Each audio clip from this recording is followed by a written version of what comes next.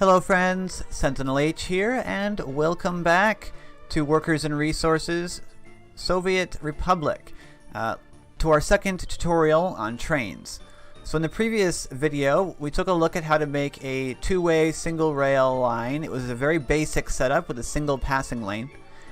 It could only accommodate two trains. Those are not ideal for long distance, although you could do it. You can never run more trains on a single rail line than you have passing lanes. And that's the major limitation. If you do, then your trains will eventually get stuck. So in this video, and also because a viewer requested it, we're going to go over one-way track. So we're going to run dual rail lines. So instead of one rail that runs trains in both directions, we are instead building two rails that only ever allow trains to drive in one direction. This is my preferred method of setting up trains. I've been doing dual rail lines in Factorio for a long time as well. In fact, if you play Factorio, like I think I mentioned this previously, the rails in this game work exactly the same way, so you'll be able to adapt very quickly. So I have my station in Barahad, my station in Brospin, and my train depot is over here. And first thing we're going to do is we're going to connect these all together. So I'm going to show you how to signal at the stations, and we're also going to build thank you, autosave. We're going to build a T-Junction right in here, which is the most common junction that you're going to be using, I'm sure, on this map. There really aren't too many areas on this map where you would need like a four-way junction, a crossroad, because there's so much terrain in the way, and you're always going to be better off following the terrain rather than trying to blaze through it, that I really never found a need for anything other than a T-junction. So first things first, let's get our actual rails set up. So we'll grab our concrete rail and we'll just run this straight down this way. Same with this side, and you'll notice that they snap. So rails will snap right alongside of each other, which is super useful. And then when you have rails running alongside each other, instead of using the demolish tool, using this cancel railway button is much better. It allows you to drag between two of these connection points and just delete the one rail. So make heavy use of the cancel button rather than the demolish button. And of course, if you were planning this out in game, you wouldn't want to fund it right now. You just want to place plans, but I don't care about my money, so we're just going to go ahead and build it and delete it as necessary.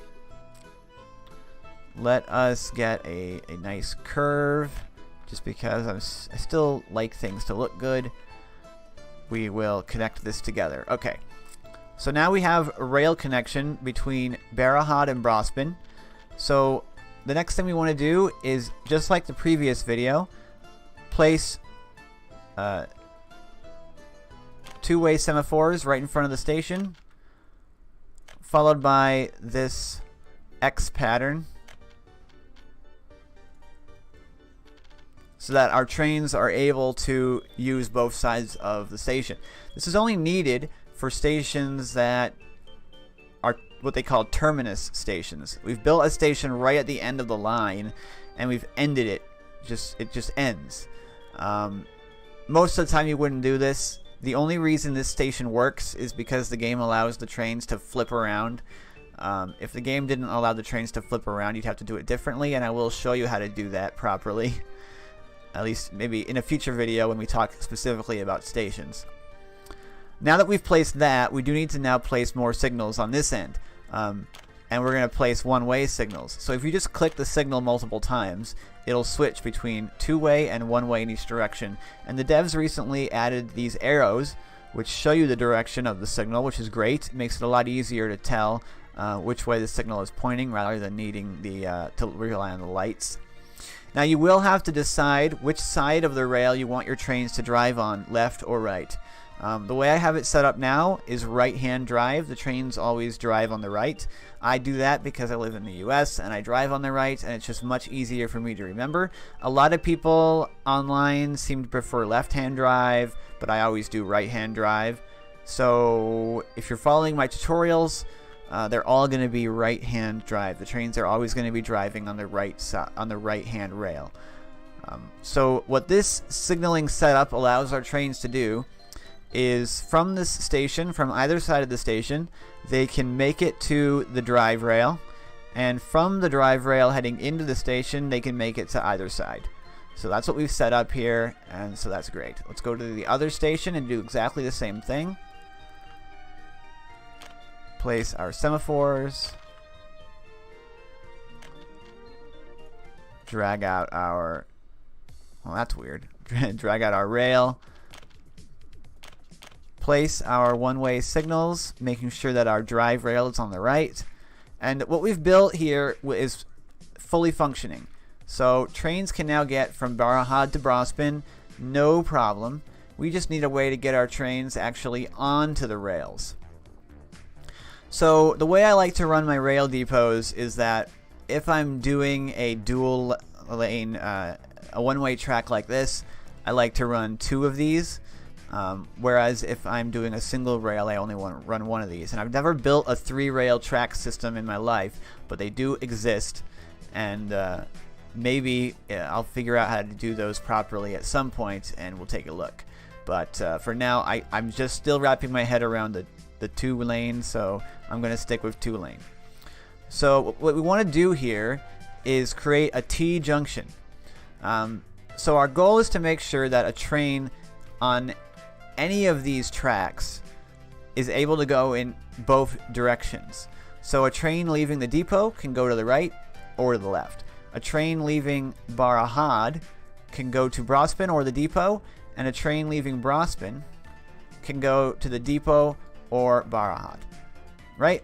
So what that means is that we need a number of connections, and the size of your T-junction, I mean, it is important. There's a lot of room in this game, so you don't have to make things super compact. But I will show you the most compact T-junction that I have been able to make. So we're just gonna pull this rail a bit closer. But in most cases, you would want to make your junctions bigger, and I will show you why. So we've got our drive rail. Let's place some semaphores just so that we don't forget which one our drive rail is. There we go. So from our drive rail, we want to make sure that the train can get onto the other drive rail. Boop. And then that's basically what we're doing with junctions. With junctions on 2-lane tracks, you just want to make sure that your drive rails all connect. So regardless of which way your train's going, it can go in both directions. So we now need to have a connection over here. So that way, followed by a connection. Well, that didn't line up very well. Sometimes you need to subdivide and not try and drag the entire curve if you want the trains to the rails to properly snap to each other. So now that we have this very compact T-junction, we need to signal it.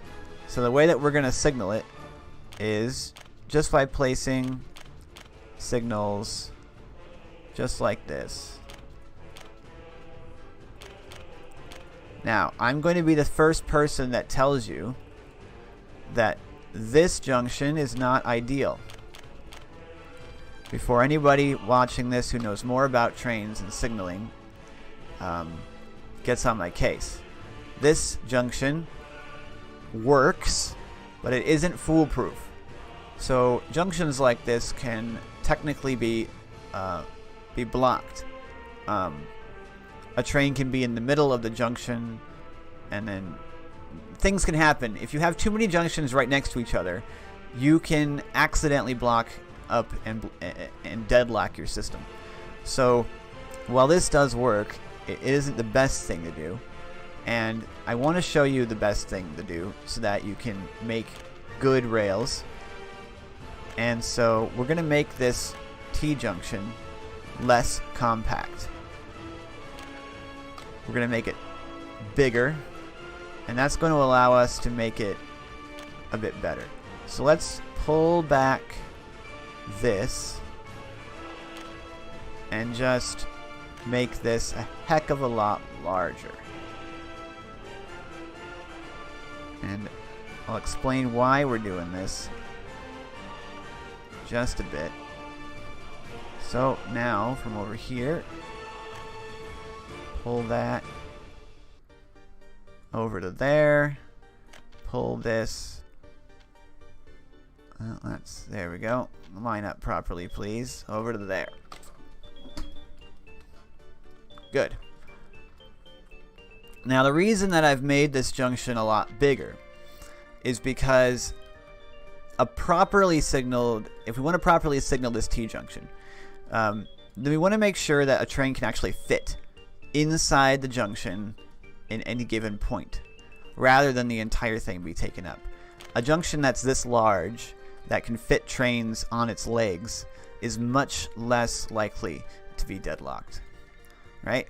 This is a lot larger, but compared to the amount of space we have on this map, it's tiny. So don't try and make things, especially with rails, extremely compact, because rails don't like being compact. Rails have turning radiuses that they tolerances that they can't turn too sharply, and there's a whole bunch of different factors and things. Rails just like to have a lot of space, so I would recommend giving your rails plenty of space. So we've just signaled our intersection the same way that we had it before, but because it's so much larger, we can now add additional signals on each of these, so that these tiny little individual junctions are now signaled, and the areas between them essentially become part of the line. So we've placed way more signals. Instead of 3 signals, we now have 1, 2, 3, 4, 5. Oh, I need one more set. So instead of just 3 signals, we now have 9 signals at this junction. Now, I've placed standard semaphores in all these locations. Let's go ahead and get some trains, and then we'll talk about chain signals. I know this feels like a lot, but I want this video to be less of a basics video. 5, 6. We're going to put a lot of trains on here, and more of a what you need to know video. So we are going to again add passenger wagons. Just 6 of them in total this time. 1 for each train. Wait, there's only 5 trains here. I thought I bought 6 of them. I want to show you how many trains we can fit on this line. Before I set these trains off going though, a quick word about signals on double layer lines. If you remember the previous video, I told you that it was good practice to never have a signal on the single rail line anywhere that didn't have a passing lane, and that's very important for that signal. However, because the trains can only run in one direction, they can never hit each other, we want to subdivide our line by placing more signals. Basically, you don't want your trains to have to wait a really long distance away. So depending on how long your trains are, in this case we have very short trains, we can place signals all along our track the same distance apart, or a similar distance apart. Large enough blocks to hold each train. So I've subdivided my rails. I've added some more blocks. Let's go ahead and get these trains moving. So we now have 6 trains running on this line. You would obviously never need 6 trains between Barahat and Brospin, but I wanted to saturate the line so that we could watch the signals a bit, and so that we could see what's happening, so that I can explain this newly added signal. In the previous video, this signal didn't exist, but we now have access to it. And this right here sort of demonstrates a little bit as to the usefulness of this new signal type, which is called a chain signal. So your basic semaphore splits areas of the track into blocks, right? So this area between all these 6 semaphores, this is a block. So the way that this system's currently set up, if there's a train anywhere in here, no other train can enter this area. It's not going to let it do it. This area here is also a block. This area here is a block. This area here is a block. Every space between semaphores is a block. And the semaphores only care about the space directly in front of them. So this one is red because there's a train here. As soon as that train leaves this area, this one turns green because this one only cares about the space between these two. And this is a key point that you need to keep in mind when using semaphores and chain semaphores. Semaphores only care about the area directly in front of them. Chain semaphores, on the other hand, care about the area after it. So in this situation, there's a train right here. A train that's coming this way, wanting to go straight through, will be able to pass by this semaphore and stand right here. Alright, by standing right here, the train will block up this section. But there was no point for that train to move into here because he can't get through this area here. This is where chain signals come in. If I replace this with a chain signal, we can see that the chain signal has turned red. It's not green anymore. And the reason it's not green anymore is because this chain signal is not just reading the area between these two signals. It's reading the area on the other side of this signal. And it sees that there's a train here. So it's not going to let a train go into this little block here. It's going to have it wait outside the junction. And this is why chain signals are so important and why it's so good that the developer has added chain signals. Because these signals allow us to make sure that a train can never just sit inside of our actual junction. They have to wait for an output lane to be available. So we can see that the chain signal turns teal when it's not able to go in one direction. Now the interesting thing about the chain signal, of course, is that the signal is blue right now. It's not red. And that's because a train could still go through this signal and go to the depot. And this signal is going to allow it to do so. So this chain signal will not allow a train to go this way, but it will allow it to go this way. And that's another useful part about chain signals. So it allows us to send trains in different directions without blocking the entire thing. So how do we use chain signals? Where do you want to put them? The simplest, most bare bones explanation I can give you is that whenever you're entering a junction, you want to use a chain signal, and when you're leaving a junction, you want to use a standard signal. This isn't always 100% the case. In a lot of cases, you want to use another chain signal. This isn't the case where we would do that. There's another case where we would do that, because you can't actually turn off here in this direction. But I'll show you an intersection that looks like that, and we'll talk about it. So when you start getting into these dual one-way train lines, you really need to start using chain signals. So that's why I really want to make sure you guys understand how these chain signals work. So I'm going to go ahead and place more chain signals. So anytime I'm entering a junction, I want that to be a chain signal. And the cool thing about the chain signals in this game is that if you place it on top of an existing signal, it'll inherit the directionality, so you don't have to re-click through it. So I want this one to be a chain. I want this one to be a chain. Basically, all the signals that are leading into the junction need to be a chain signal. That can be a chain signal. That can be a chain signal. This one can be a chain signal. This one. That one's already a chain signal. Okay, so I think that we have successfully added all of our chain signals. Yep.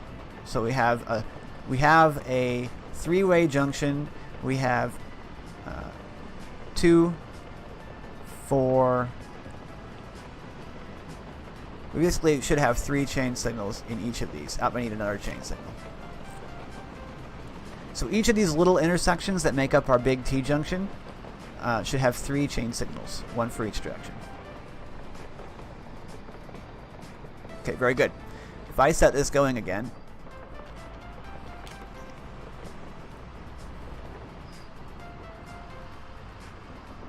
what we'll see is that trains will either wait in between the junctions here, and they'll never actually wait inside the junctions.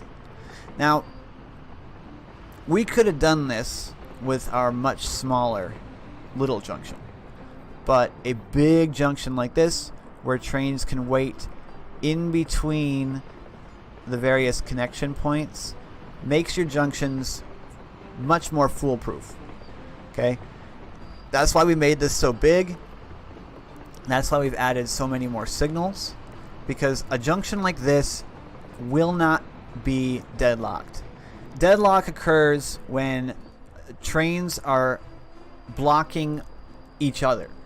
When they've reached a point where no train can leave or enter an intersection, that intersection has reached deadlock.